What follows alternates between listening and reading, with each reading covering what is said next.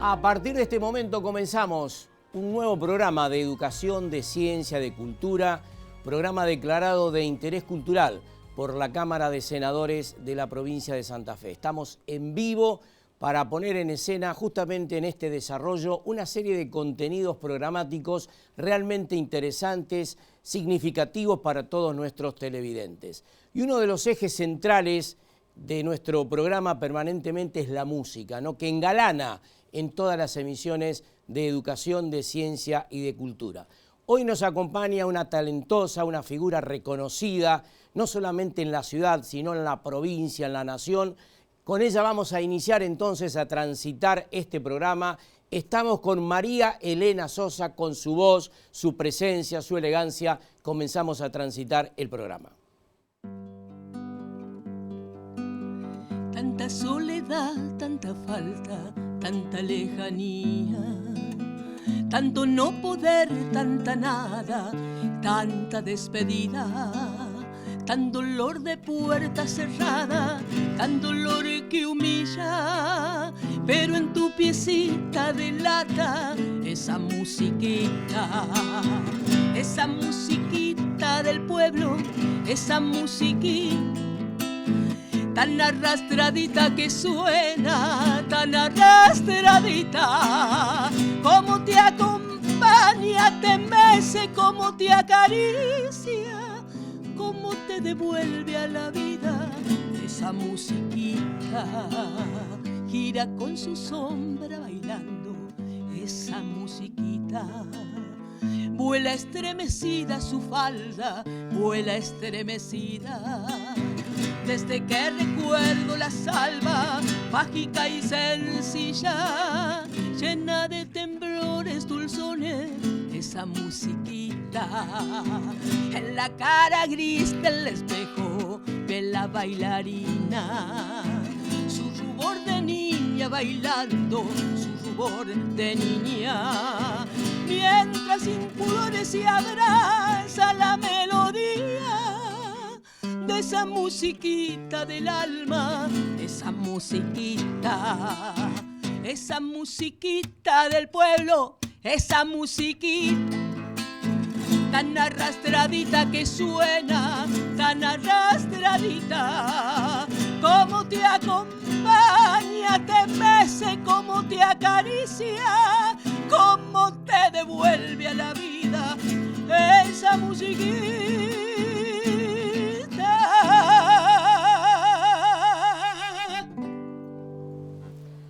Muchísimas gracias, María Elena, por estar con nosotros en el programa. Siempre es un gusto tenerte.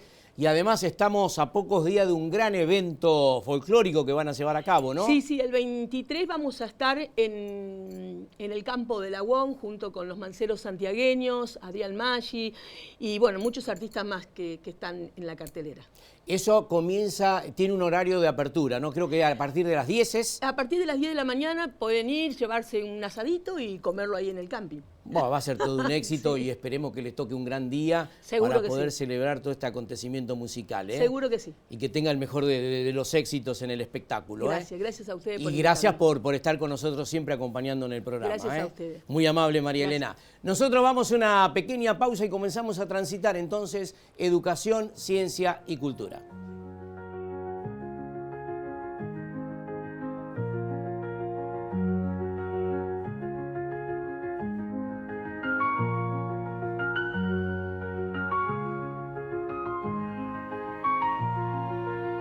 En Rosario, inauguramos la Escuela de Tecnología y Oficios Digitales más grande del país. Llega Tecnoteca, un espacio en el que los jóvenes de toda la ciudad van a aprender, experimentar y formarse para el futuro. Donde los acompañamos en su búsqueda a incorporarse en el sector productivo de nuestra ciudad. Y es un lugar de encuentro, de ideas, de intercambio. Con proyectos reales, con emprendedoras reales. Tecnoteca para mí es aprender haciendo y a resolver. Tecnoteca, un legado que quedará para siempre. Tricentenario Rosario. Escuchar para legislar, dialogar para garantizar derechos y construir una provincia más justa. Cámara de Diputados de la provincia de Santa Fe. Cámara de Comercio Exterior, brinda servicios integrales para el comercio internacional, apoyando las pequeñas y medianas empresas de Rosario y la región. Córdoba 1868, primer piso, oficinas 114 y 115. Teléfono 341-425-7147. 341-425-7486. Comitato Italiani All'Estero. Trabajando junto a la colectividad.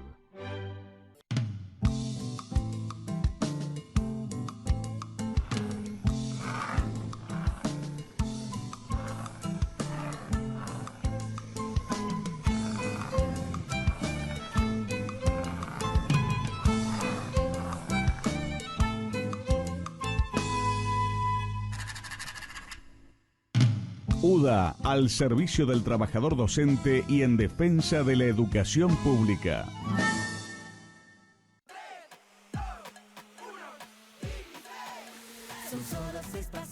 A la suerte hay que ayudarla. Con el Kini estás a 6 pasos de tus sueños. ¿Qué esperás para cumplirlos? 5, 4, 3, 2, 1, Kini. Próximo pozo, 11.700 millones de pesos.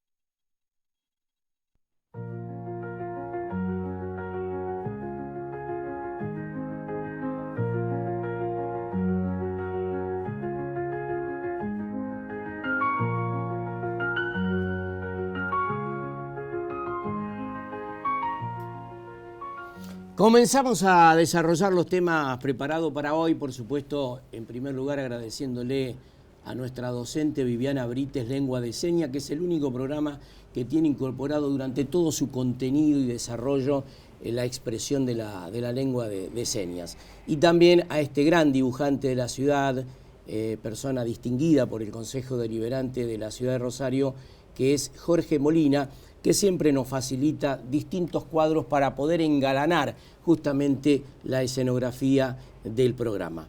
Y a Cristian Jure, que es el autor justamente de esta composición musical instrumental por un lado y con voz que identifica a nuestro programa todos los lunes en vivo por Somos Rosario. Ahora sí estamos con el doctor Fernando Soldano, urólogo de la ciudad de Rosario. Fernando, gracias por estar en un mes tan especial, ¿no? Por eso vamos a hablar. Y quería decir, antes de hacerte la primera pregunta, que nosotros siempre le dedicamos mucho tiempo a la educación en particular, fundamentalmente, pero también a la salud. Queremos que entre la educación y la salud hay toda una simbiosis, por eso nos interesa abordar los temas de salud. Bueno, en primer lugar estamos en un mes especial, ¿no?, del cáncer de próstata.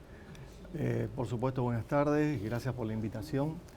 En honor a la verdad, hace tiempo que venimos dando mucha importancia a lo que es la prevención, en este caso enfermedades de la próstata, que son muy frecuentes, y no es que cada vez son más frecuentes, sino que cada vez diagnosticamos más, pero dentro de esa alta frecuencia son más diagnosticables y potencialmente más curables, si llegamos a tiempo. Siempre y cuando la persona actúe en forma preventiva, ¿no? Y esto, ¿va tomando conciencia el hombre justamente en la prevención, Fernando? Yo creo que sí, que vamos ganando terreno con las charlas, con esta difusión, con estas oportunidades que nos das y poder hacerlo público. En otras charlas que damos también, aprovechando el mes de noviembre, yo como persona, sino la urología, hemos tomado, como hacen las mujeres, el mes rosa, nosotros le hemos puesto el mes azul, como para que los varones tengan en cuenta que en algún momento del año tiene que controlarse. Entonces, viste, yo por ejemplo mis controles en marzo, bueno, pero ahora el varón se lo hace en noviembre, como para decir todos los noviembres hacemos el testeo. Lo establece en esa fecha. Exacto, como para que tenga una idea si lo hizo, si no lo hizo, pero es muy importante, es muy importante. Ahora, Fernando, ustedes vienen trabajando con un procedimiento realmente importante, e inclusive últimamente han incorporado nuevas tecnologías, que es todo un sistema revolucionario para este tema de la próstata. Fundamental. Primero, aclarar varios objetivos. Sí. La gente que pregunta, qué necesita saber, que tenemos estudios, diagnóstico y los nuevos tratamientos. Dentro de estudio y diagnóstico es fácil porque con una ecografía, un PCA lo hacemos, tenemos la resonancia multiparamétrica, tenemos elementos muy sencillos de diagnóstico, pero dicho esto y una vez diagnosticado en el varón, ¿cómo lo curamos? ¿Qué tratamiento hacemos? Hay novedades de todo punto de vista, farmacológicos, quirúrgicos, como la incorporación del robot que tenemos ahora dentro de este mes, ya lo empezamos a tener en el Sanatorio de la Mujer a partir antes de que termine este mes. ¿Y cómo sería el trabajo justamente robotizado para abordar esta temática, Fernando? El robot ofrece operar como si fuese una cirugía videolaparoscópica pero avanzada, sí, con movimientos mucho más sofisticados, con una visión estereoscópica, donde el cirujano se coloca en una consola y dentro de esa consola maneja los brazos robotizados que nos permite, porque la próstata está justamente en una topografía, en un lugar del organismo muy delicado que nosotros decimos relojería suiza, llegar sin, digamos, tener efectos colaterales, extirpar la próstata con el tumor adentro y dejar la anatomía como corresponde para que el varón siga teniendo sus facultades sexuales, su vida normal, se puede mucho más y mejor con la cirugía robótica. Y por ejemplo, Fernando, el porcentaje de este tipo de operaciones, ¿es al 100%? No, bueno, es excelente tu pregunta porque nosotros tendremos que dividir a los varones, una vez diagnosticado el cáncer de próstata, en bajo riesgo, riesgo intermedio, riesgo alto. ¿Qué quiere decir? ¿A quiénes vamos a operar con cirugía avanzada, con cirugía robótica? Podemos operar a los que tienen alto riesgo o los que tienen un intermedio riesgo o un muy alto riesgo también. Pero ¿qué hacemos con un paciente que tiene cáncer de próstata y un bajo riesgo? Hoy hacemos otra cosa, no los operamos, los dejamos en vigilancia activa, es decir, que el paciente tiene su cáncer de próstata, pero evoluciona tan poco y tan lento que permite controlarlo sin hacerle un tratamiento quirúrgico. ¿Pero hay un tratamiento para eso? Se lo vigila. Nada más que vigilancia. Lo miramos, al paciente viene, se hace su control, su PSA viene estable. Si vemos que su enfermedad cambió, con disparadores, con llamada de atención para el médico, ahí nosotros avanzamos con algún que otro tratamiento. Pero aquellos pacientes que han tenido alto riesgo, ¿cuáles son los que tienen alto riesgo? Generalmente se da en pacientes más jóvenes, se da en pacientes que han tenido antecedentes familiares, padres, hermanos, tíos, se dan enfermedades más complejas como las mutacionales. Hay veces que, por ejemplo, la mujer, es decir, la mamá, ha tenido un tumor grave de mama, de ovario, donde tiene mutaciones, no quiero hablar de tecnicismo, BRCA1, BRCA2 son mutaciones genéticas. Sabemos que el varón tiene gran potencial de tener una enfermedad compleja a nivel prostático. Entonces esos varones se van a beneficiar mucho con una cirugía rápida, una cirugía buena y mínimamente invasiva como la robótica. Bueno, justamente te quería preguntar sobre la cirugía. ¿Son cirugías no invasivas? Y son mucho menos invasivas, es como la laparoscópica ya venía siendo menos invasiva, pero aportando más tecnología nos permite arribar al tejido para ir a sacar justamente la próstata sin daño en la periferia de la próstata, que eso podría conllevar al varón a tener disfunción sexual o tener alguna otra complicación. Y por ejemplo, Fernando, ¿cuáles son los exámenes importantes que tiene que tener el hombre ante este tema? Son muy fáciles. Eso es lo importante, que la comunidad tiene que saber que hacerse un examen de próstata es muy fácil. Es una ecografía y un PSA. Y eventualmente un tacto rectal si hace falta controlarlo porque hay algunos movimientos que nosotros conocemos que puede llegar a ser necesario. Pero a la vez, cuando uno lo sospecha fuertemente, existe hoy por hoy una resonancia multiparamétrica que te permite dirigir la biopsia donde está justo el foco sospechoso. Bueno, esta es una de las últimas revoluciones por la cual focaliza rápidamente el tema. Exacto, exactamente. Esto ya hace mucho que está incorporado, más allá de esto último que se incorpora ahora, ¿no? Sí, siempre van saliendo nuevas técnicas. Esto ya hace unos años que está, pero bueno, eso nos permitió también llegar más rápido o enfocar mejor el estudio de biopsia que se hace en el varón para poder decir dónde está el tumor. Y la anatomía patológica es lo que nos da después el riesgo alto, intermedio, bajo. Contigo hemos charlado en otras oportunidades hace tiempo justamente sobre estos temas y hablábamos de la incorporación de la inteligencia artificial. Bueno, es un momento que ha llegado. Bueno, es fundamental. La inteligencia artificial podremos compararlo con el celular. Es decir, vos te podés imaginar que hoy no se utiliza el celular. Bueno, la inteligencia artificial viene muy full con todo esto. Es más, la cirugía robótica seguramente rescata un montón de elementos que pueden ir perfeccionando los mismos instrumentos que nosotros estamos utilizando. Y por ejemplo, Fernando, quiero preguntarte con este salto tecnológico de avanzada. Se ha avanzado mucho, ¿no? El avance tecnológico nos sorprende a nosotros que estamos permanentemente en temas de actualización y demás. Y hay, digamos, una medicina que viaja hacia eso. No podemos esconder los avances tecnológicos que tenemos y lo tenemos acá, lo tenemos en Rosario. Claro. Y tenemos que utilizarlo para nosotros poder llegar temprano, utilizar todos estos avances tecnológicos, poder usar la inteligencia artificial, poder utilizar los nuevos estudios de diagnóstico. Necesitamos que el varón vaya al médico. Claro. O sea, que el varón diga, bueno, no para detectarlo, no es que la prevención en medicina lo es todo. Cuando hablamos de prevención, ¿qué hablamos? Una vacuna, abrir el paraguas antes de que llueva. Hablamos prevenir, no es que nosotros le diagnosticamos a todos los que vienen un tumor, es que el que le aparece lo pueda curar. Y por ejemplo, ¿a partir de qué edad es importante en el varón la concurrencia? Tradicionalmente se decía 50, se ha bajado las edades porque podemos detectar estos tumores más complejos a partir de los 45 años en la mayoría de la población. ¿Sí? Y a partir de los 40 se han tenido estos antecedentes de enfermedades metastásicas, enfermedades complejas en la familia, cáncer de próstata, ni hablar. Entonces, tienen que hacerlo a partir de los 40. ¿Y ha crecido esto, Fernando, en los últimos años? Yo creo que los varones somos más conscientes, la población vive más y mejor, y ahora queremos vivir más, pero con calidad de vida. Sí. Sabemos que todos estos avances tecnológicos y avances terapéuticos hacen que si uno hace las cosas bien y uno se acomoda para hacer los controles, como el control del auto, como el control de...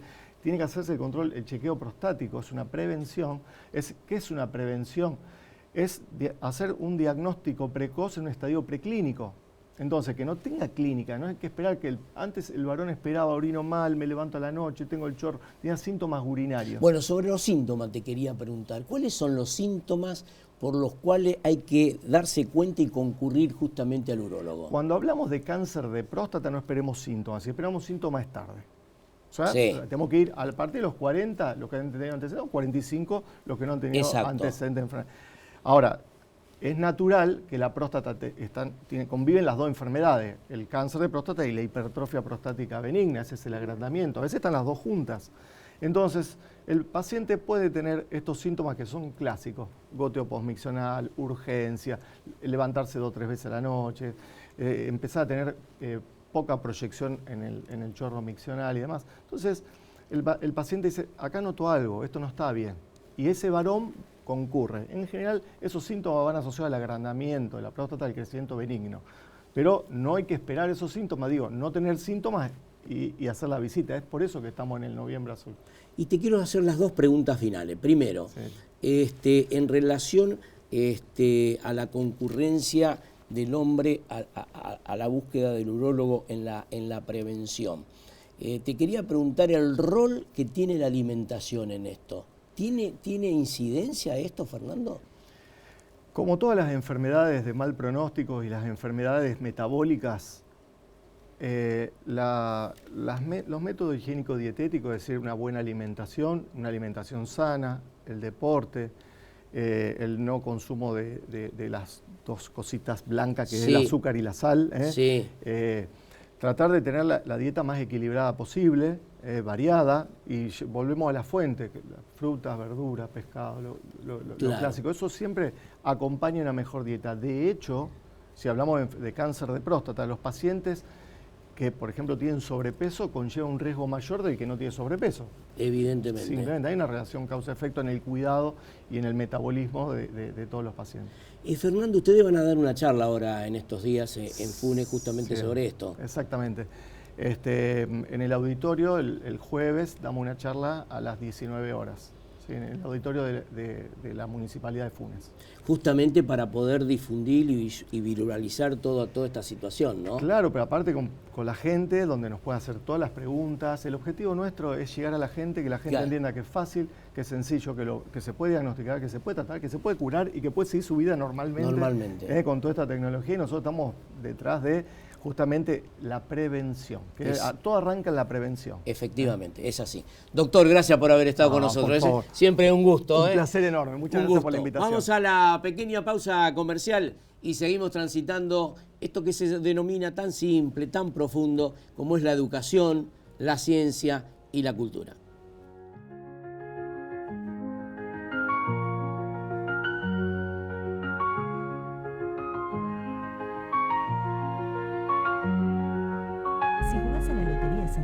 Ganamos todos los santafesinos. Lo recaudado lo apostamos en escuelas, hospitales, donación de órganos, deporte y discapacidad, bomberos y más. Lotería de Santa Fe, tu suerte es la suerte de muchos. Adrián Villovich, presidente comunal de Luis Palacios, siempre acompañando la educación y la cultura de su pueblo. La comuna de Piñero acompaña a educación, ciencia y cultura.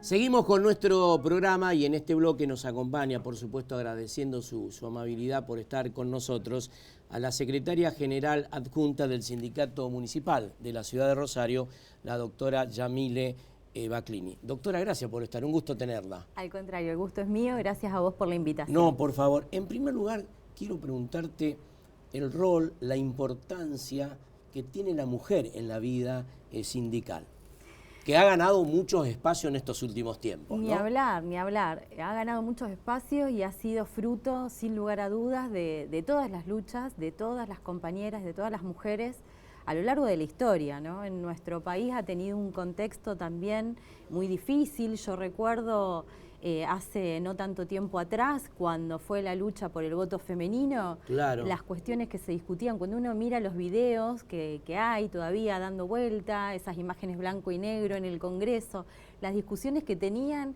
hoy volver a escuchar eso realmente parece una cuestión hasta descabellada de pensarlo. Es verdad, pero además el aporte de la mirada de la mujer.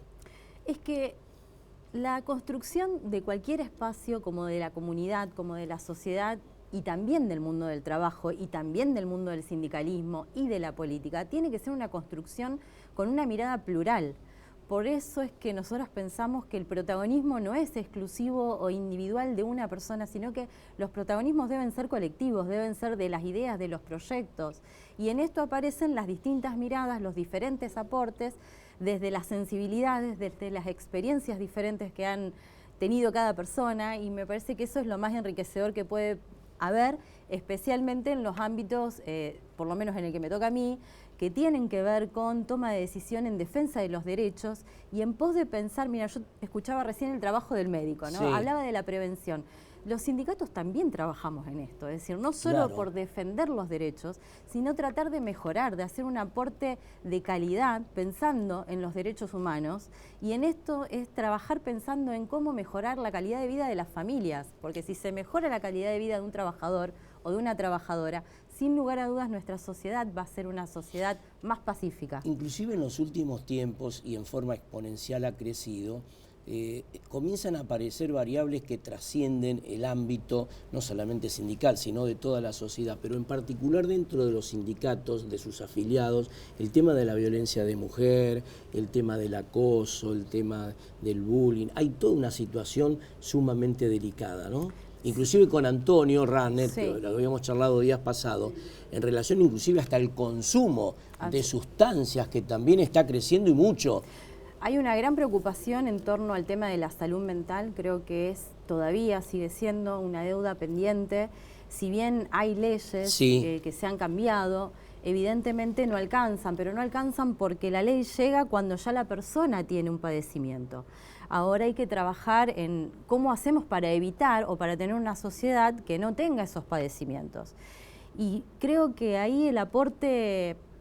Hay una mirada fuerte, fundamentalmente de las mujeres, preocupadas por sus hijos, por sus hijas, y en el mundo sindical esto no escapa, porque uno se preocupa y también ve estas cuestiones también dentro del mundo del trabajo. Claro. Cómo cuidar nuestros empleos, cómo defender nuestros empleos frente a todas las problemáticas que se viven hoy, con tantas tensiones, con tanto estrés. Entonces son preocupaciones que también debemos dar, charlas que también debemos dar. Y puntualmente en relación al tema de las violencias que vos estabas mencionando, bueno, se viene el 25N, donde seguramente también vamos a estar marchando para visibilizar, ¿no? En un mundo de tanta violencia. Claro. Creo que no es solamente visibilizar la lucha de las mujeres por vivir en un mundo sin violencias, sino para toda la comunidad. Pero la mujer, a lo largo de la historia, aún hoy seguimos teniendo muchas luchas en pos de lograr la equidad y la igualdad. Claro. No es una competencia, sino que de esto se trata de una construcción conjunta. Es verdad. Yamile, quiero preguntarte porque uno de los desafíos fundamentales es la recuperación del salario, ¿no? Este tema no lo podemos soslayar porque evidentemente es uno de los temas primordiales, ¿no? ¿Cómo analizan esta situación? Está duro. Yo creo que está muy duro para todos los sectores. Hoy, si uno analiza los números fríos, te dicen, bueno, la inflación va bajando, pero cuando vos vas con tu sueldo a comprar en el supermercado, la diferencia es abismal. Lo ves en la calidad de vida que cada uno tiene, que el grupo familiar tiene. A medida que va pasado el tiempo, cada vez ha ido habiendo más recorte, más achicamiento en cosas que se hacían y ahora no se hacen.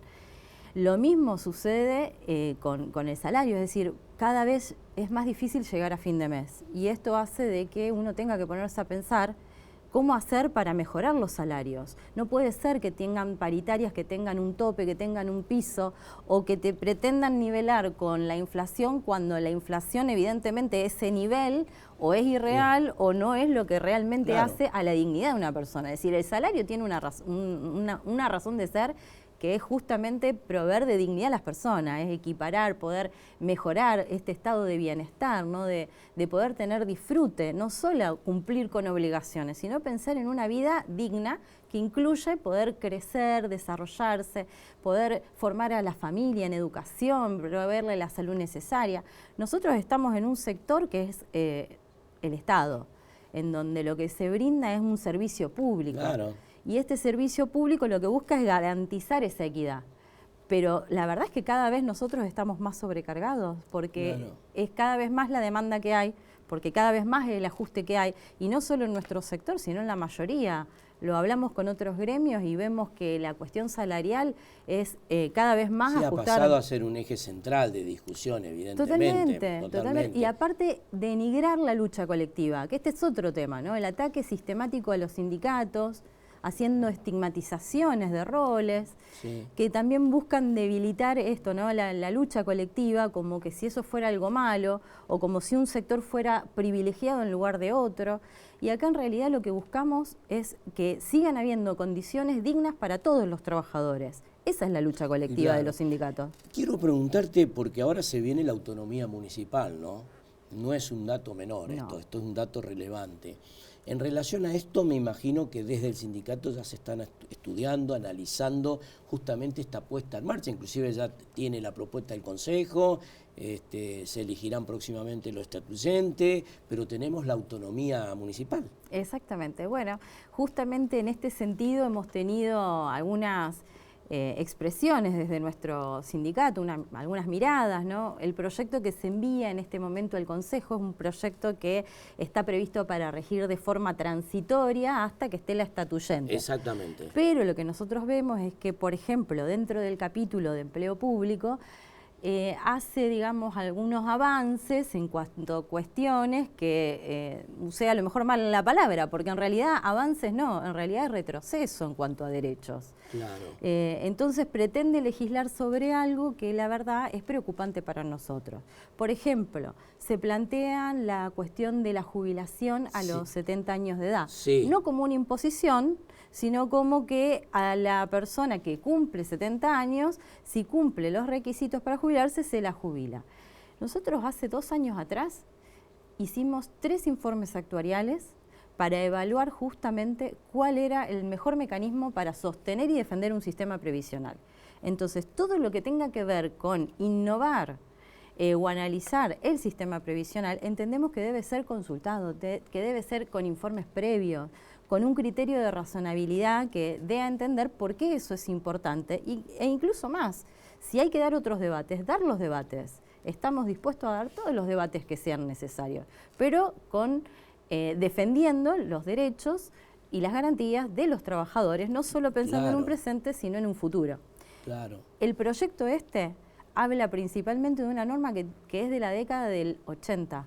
Es una norma que es una ordenanza municipal, que es la 3584, perdón, que es una norma que surge a través de un veto del gobierno de Usandizaga, que tiene 81 artículos derogados de una ley que se había copiado, que era la 9286. Es la ley provincial que hasta el día de hoy todavía nos rige. Esa ley que está observada en esos artículos, justamente los artículos que se observan son aquellos que tienen que ver con los derechos de los trabajadores. Claro. Y la preocupación nuestra es que cuando se afectan los derechos de los trabajadores, en este caso nuestro, de los municipales, se perjudica o se puede perjudicar este servicio público del que hablábamos. Efectivamente. Justamente garantizar esa atención de los ciudadanos se garantiza a través de las políticas públicas que se definen, pero esas políticas públicas se ejecutan con trabajadores. Así es. Entonces, es por eso que es tan importante dar este debate, discutir esto, bueno, y a partir de ahí hicimos todo un trabajo dentro del Consejo, hablando con los distintos bloques de los concejales, que fueron tan gentiles de recibirnos, y también pedimos una audiencia en la Comisión de Gobierno, donde expusimos junto con nuestro secretario general nuestro punto de vista en relación a estos temas, la preocupación que veíamos, y fundamentalmente apelando al principio de progresividad y no de regresividad. Exacto. Pensando en que si hay que dar debates, estamos para eso, siempre buscando el consenso y lo mejor para todos, no solo para los trabajadores, sino entendiendo que si es algo bueno para los trabajadores, seguramente también se va a traducir en algo bueno para la comunidad. Doctora, ha sido muy amable estar con nosotros. En otro programa vamos a hablar sobre la futura reforma laboral, que es otro tema también, temazo que se viene en estos tiempos. Quiere decir que por ahora muchas gracias, es muy amable. No, gracias a vos. vos. Un gusto. Nosotros vamos a una pausa comercial y seguimos emitiendo Educación, Ciencia y Cultura.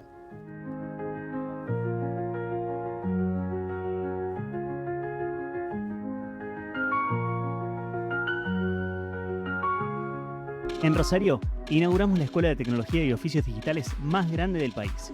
Llega Tecnoteca, un espacio en el que los jóvenes de toda la ciudad van a aprender, experimentar y formarse para el futuro.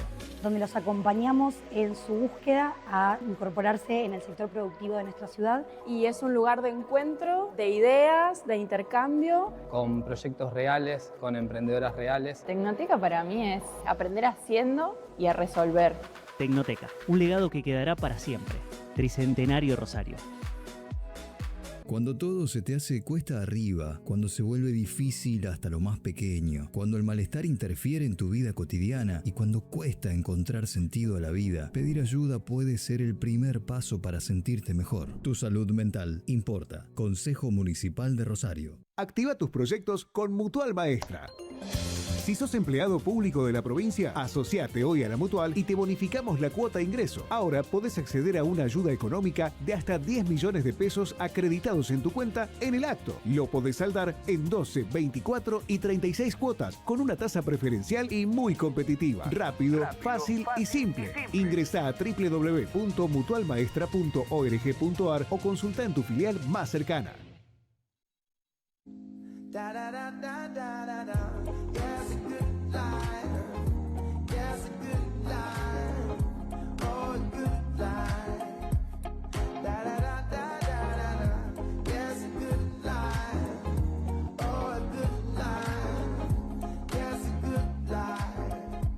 Si jugás a la Lotería de Santa Fe, ganamos todos los santafesinos. Lo recaudado lo apostamos en escuelas, hospitales, donación de órganos, deporte y discapacidad, bomberos y más. Lotería de Santa Fe, tu suerte es la suerte de muchos. Conoce Pérez. Pablo Corsalini, intendente.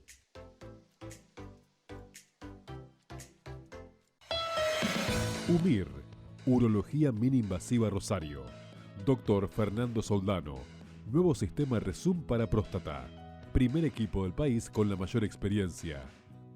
UMIR, Italia 424, primer piso. Teléfonos 3414 4872 24 y por WhatsApp 3413 069 909.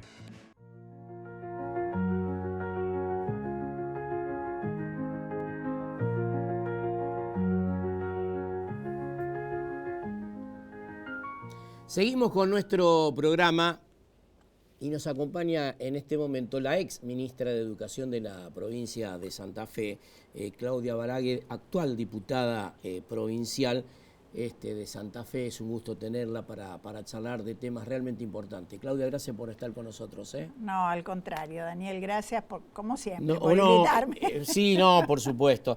No, en primer lugar, quiero preguntarte, Claudia, ya tenemos reforma constitucional y en uno de los apartados primeros, significativamente, esto es muy importante, se ha abordado la temática educativa, ¿no? Sí. En relación a esto, ¿qué análisis haces? Bueno, un avance, obviamente que teníamos una constitución muy vieja, teníamos que avanzar en algunos temas. Está interesante esto del vínculo educativo con el mundo del trabajo, se incorporó esto. Sí. Está interesante que se incorporó todo un tema de derechos digitales y en consonancia el derecho a la alfabetización digital en educación, que también es interesante. También tenemos que marcar lo que no se pudo incluir en la Constitución, sí, efectivamente. Y que se dieron algunas batallas, ¿no? Una de las cosas que nosotros creíamos que iba a salir era una cláusula transitoria que dijera que se iba a trabajar la ley de educación provincial en un periodo de tiempo determinado. Bueno, eso no se lograron los consensos necesarios y es una lástima porque tenemos ese déficit hace mucho tiempo y somos la única provincia del país que no tiene ley de educación. Ahora, Claudia, inexorablemente aprobada esta reforma, va a tener que salir la ley, porque para poder articular lo que se aprobó justamente en la Carta Magna, ¿es así? Sí, hay muchas leyes que van a salir a partir de la nueva Constitución. Esperemos que educación esté entre las primeras, no sabemos, todavía no lo sabemos, pero vamos a trabajar para que eso se dé y que realmente finalmente tengamos una buena ley de educación. Mira, la Ley de Educación Nacional, sí, el año que viene cumple 20 años. En el 2026. Hay una serie de actividades programadas y demás. En Santa Fe todavía no lo logramos, así que ni siquiera estamos ayornados a la ley nacional que ya tiene 20 años. Claro. Claudia, quiero preguntarte, porque inclusive esto es noticia de ahora, reciente, que en el presupuesto 2026 del Gobierno Nacional no está justamente el articulado que manifiesta o expresa la ley de financiamiento para las escuelas de educación técnica. Bueno, una enorme preocupación. Recién hablábamos de la vinculación de la educación con el mundo del trabajo, sí. ¿no? No hay nada más directo y más tangible que fortalecer la educación técnica. El INET a nivel nacional, sí, en distintos gobiernos, tuvo un rol fundamental en infraestructura, en equipamiento, actualizar el equipamiento de las escuelas técnicas, trabajar las distintas terminalidades. Hubo avances enormes, se duplicó la cantidad de estudiantes en educación técnica. Se logró que se cuatriplicara la matrícula de chicas en la educación técnica. Es verdad. O sea que hoy tenemos soldadoras, constructoras, en todas las terminalidades hay una enorme cantidad de chicas y se avanzó mucho en infraestructura. Bueno, hoy eso vamos para atrás. Vamos totalmente para atrás, sin financiamiento nacional es imposible que todo recaiga en las provincias y que no se trabaje sobre todo en la actualización del equipamiento, ¿no? Hoy la dinámica tecnológica, bueno, vos hablabas recién también con los invitados anteriores de lo que significa la actualización tecnológica. Eso es imprescindible para que las escuelas técnicas funcionen bien. Y Santa Fe ha sido una provincia realmente importante en la aplicación de la educación técnica. Siempre ha sido una provincia de avanzada en ese sentido. Muy importante, realmente se han hecho un montón de actividades, de concursos con la participación de estudiantes. Me acuerdo de las carreras de autos, por ejemplo, donde los chicos desarrollaban automóviles en las escuelas técnicas. Bueno, un montón, habría un montón de ejemplos para dar de cómo avanzó eso en la provincia de Santa Fe. Y bueno, ahora retrocedemos, como tantas otras cosas, ¿no? Bueno, justamente quería preguntarte, ya que estamos en este marco de preocupaciones, ¿no? Para exaltarla en nuestro programa, el tema universitario, Claudia. El presupuesto universitario es un tema sumamente complicado. No sé cómo se van a seguir sosteniendo las universidades, pero más que el sostenimiento en sí mismo, la investigación permanente, que la universidad ha sido siempre un símbolo de eso. El CONICET, por ejemplo. Bueno, yo creo que responde al proyecto de país de Milei, ¿no? O sea, todo esto que estamos hablando no es casual. Claro. Hay un proyecto de país con desindustrialización, hay un proyecto de país que no piensa en la innovación y el desarrollo propio e independiente de la Argentina, sino, bueno, vemos los acuerdos que se están firmando particularmente con Estados Unidos, ¿no? Que es lo más reciente para charlar. Bueno, sin duda vamos a un proyecto de país que no tiene en cuenta el desarrollo nacional. Y para eso las universidades están de más. O sea, para ese proyecto de país no es necesario el CONICET, no es necesaria la industria nacional, no es necesario el desarrollo de investigadores. Lo que tenemos que tener muy en cuenta es que estas situaciones son muy difíciles de revertir. Y llevan años, además. Años. Hoy no solo se nos están yendo los becarios del CONICET afuera porque acá no encuentran posibilidades de trabajo. Se nos están yendo profesores con 20, 30 años de formación en educación y en ciencia y tecnología. Claro. ¿Cómo haces? Necesitas otros 20 o 30 años para recuperar esa formación en recursos humanos. Entonces es grave lo que estamos viviendo, no es algo de lo que vamos a salir fácilmente y nos va a costar mucho recuperarnos de un golpe de estas características. Por eso hay que estar acompañando a las universidades, a los científicos, a los docentes, para que estas cosas no se deterioren aún más. Y Claudia, quiero preguntarte, porque vos lo has planteado en varias oportunidades, el tema de la enseñanza de las ESI, ¿no?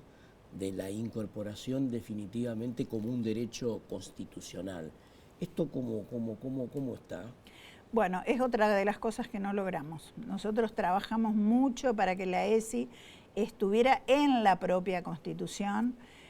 No se logró y la verdad que lo lamentamos, porque hay retrocesos enormes en abuso infantil, Sí, en violencia contra las mujeres, que Sí, recién charlabas sí, también, sí.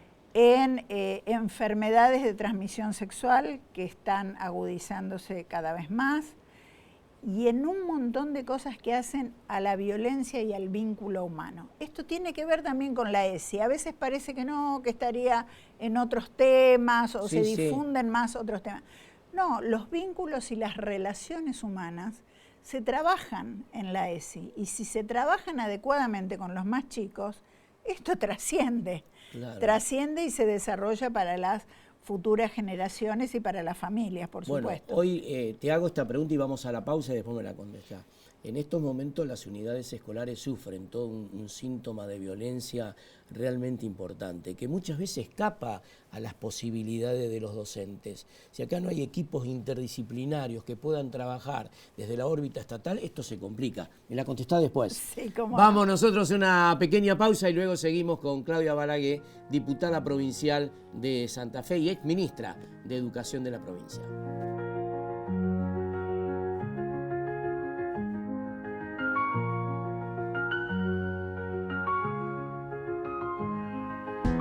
Distribuidora La María. Gran variedad de mercadería para tu negocio. Elaboración propia de productos lácteos. Especialidad en quesos. Precios muy competitivos. Distribuidora La María. Eva Perón 151, Capitán Bermúdez. Teléfono 341 4 91 33 05. Los esperamos.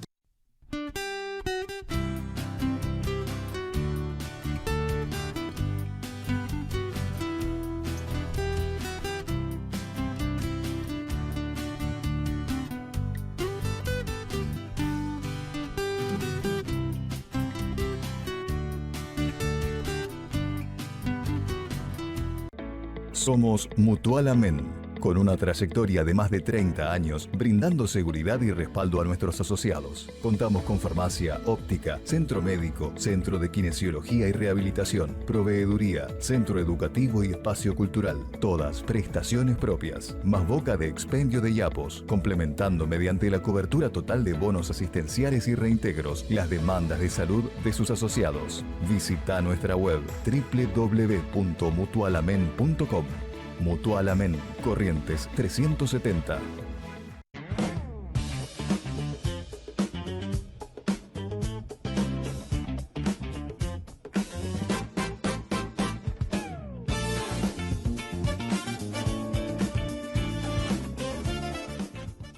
En Rosario, inauguramos la Escuela de Tecnología y Oficios Digitales más grande del país.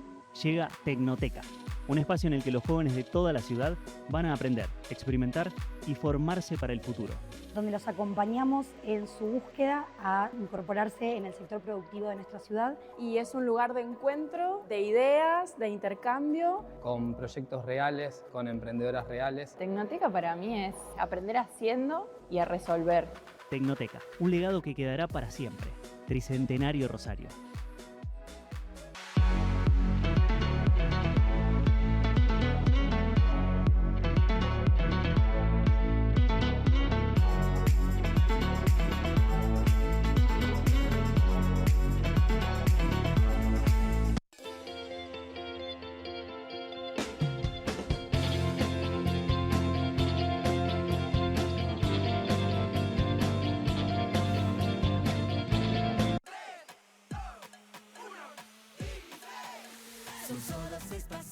A la suerte hay que ayudarla. Con el Kini estás a 6 pasos de tus sueños. ¿Qué esperás para cumplirlos? 5, 4, 3, 2, 1, Kilis. Próximo pozo, 11.700 millones de pesos.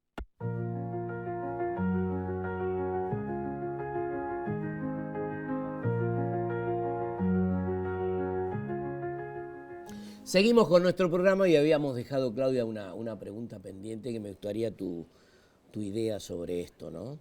Bueno, estamos viviendo una era compleja, muy difícil en cuanto hablábamos recién de las relaciones humanas, muy exacerbado el individualismo, sí, muy exacerbado el tema de las redes sociales y soy yo, mi celular y me muestro yo y no me importa mucho lo demás. Y esto está trayendo sus consecuencias, además de la violencia que viene desde el poder, ¿no? Digámoslo, esto de que el presidente puede decir cualquier cosa, un ministro puede decir cualquier cosa, un diputado, una diputada no tiene filtro.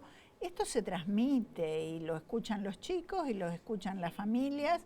Y eso también, la escuela no está en una campanita de cristal, ni está en una isla. Entonces esto llega a la escuela. Hoy es muy difícil trabajar la convivencia escolar.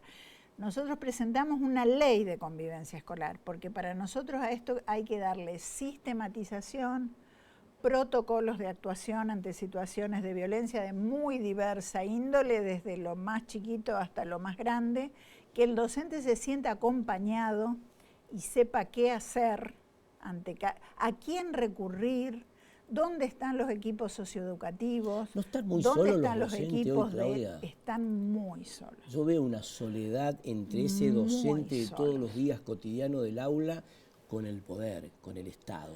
Hay una lejanía. Muy solo, hay una lejanía, y yo creo que este gobierno provincial empezó mal, porque empezó denigrando a los docentes y maltratando a los docentes. Entonces esto tiene también consecuencias en la comunidad, en la sociedad y en el aula. Y el otro punto es el presupuestario. Sí. Para tener más equipos socioeducativos hay que tener más presupuesto, para tener más equipos de ESI hay que tener más presupuesto, y esto también tiene relación con el día a día y con lo que está pasando. Mira, en cuanto al presupuesto 2026, hay mucho para decir. Nosotros lo estamos analizando ahora porque justamente te quería preguntar tenemos que trabajarlo en la legislatura. Este año y el año pasado rondó el 18% del presupuesto total. O sea, Santa Fe maneja en números globales hoy 14 billones de pesos. Billones sí. de pesos. Bueno, de eso a educación se destina el 18%. Hace 10 años atrás se destinaban 5,5 puntos más. Es mucha la diferencia. Es muchísima.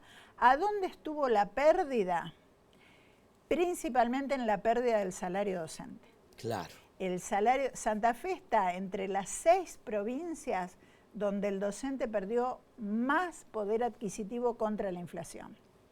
Claro. Cuando en una época, vos te acordarás, Daniel, estábamos entre los principales salarios de la Argentina, en Santa Fe.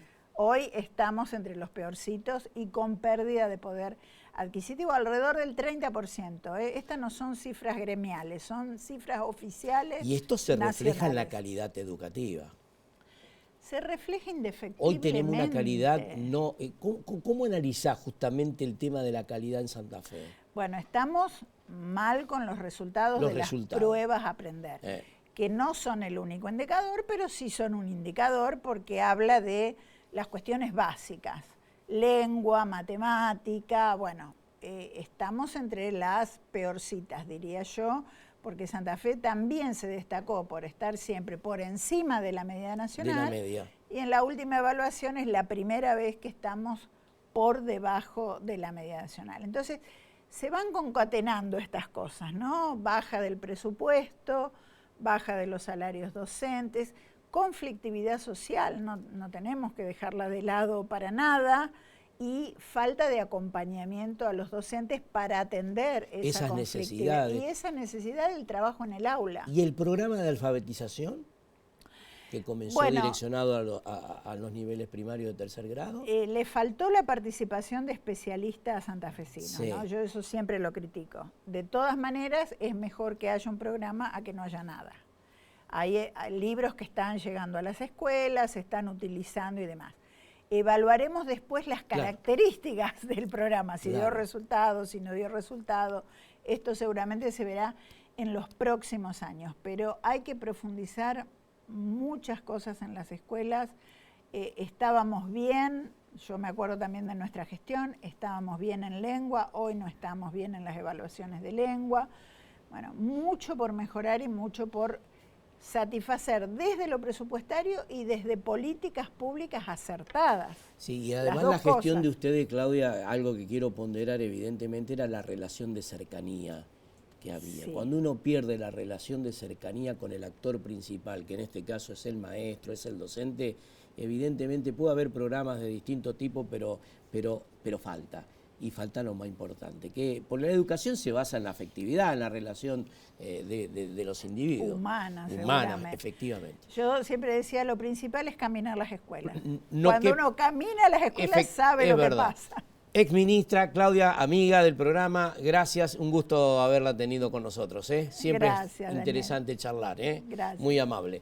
Nosotros de esta manera llegamos al final de un nuevo programa de educación, de ciencia, de cultura, programa declarado de interés cultural por la Cámara de Senadores de la provincia de Santa Fe. Volvemos la próxima semana. Amor, saber, pensar que el mundo es mejor, conocer, hablar, crecer en lo interior. La educación es la herramienta contra la resignación, combatir a la ignorancia y a la vida dar valor. Dar valor.